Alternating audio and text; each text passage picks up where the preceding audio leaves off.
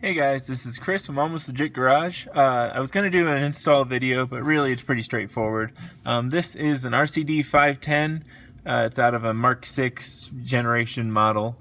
So it's got the HD radio, built-in satellite radio, CD changer, and the reason I'm most interested in it, it's got a auxiliary in, which is pretty cool. It also has an SD card slot on the front.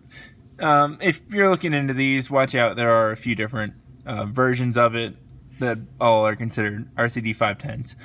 But not to bore you with that stuff, I got it installed, and one of the main problems with installing an RCD 510 into a Mark 5, especially an early one, mine is an 06, which is pretty early, is they can have a voltage, or they can have a battery drain issue with radio, because basically the CAN bus, which is basically the unit that the system that the car communicates with itself and turns everything on and off based on computer and key position and all that stuff.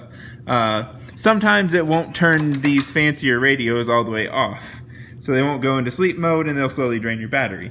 So what you can do is you can get under the hood here, and your front fuse box, just pop the lid off, and you're looking for fuse F19 right here. It's a 15 amp fuse, and then you're going to take and do a voltage reading between the two prongs of the fuse, and you should see, if I can get this right,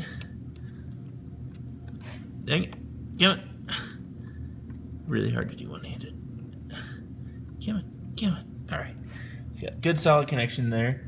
We got 0 for the voltage.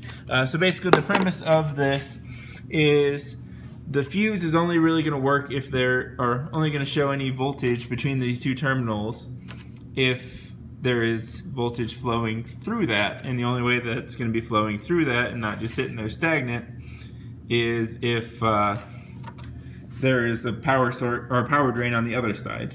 So that's the basic premise of it, but just to show you I'm not BSing you here, if you go inside, turn the radio on, I believe we are going to be hearing some Yellow Card or something along those lines. I just threw a bunch of random CDs to test it. You turn the radio on. By the way, any of you who didn't know, you can just touch the power button. Anyways, we'll go back here to this fuse, and I'll show you guys that we have a different voltage reading on it. So, and there we got, I believe that's 0.08. Now you can cross-reference this with a chart to show you that, how much is actually being drawn, but that's kind of irrelevant. You should have pretty much 0. If it's more than 0, you probably have an issue. However large the number between that and 0 is how large your issue is. But anyways, I thought I'd make a quick video on that, because a lot of the previous method on how to check that is just to see if your car doesn't start after a couple days, which isn't really a good way to test it out.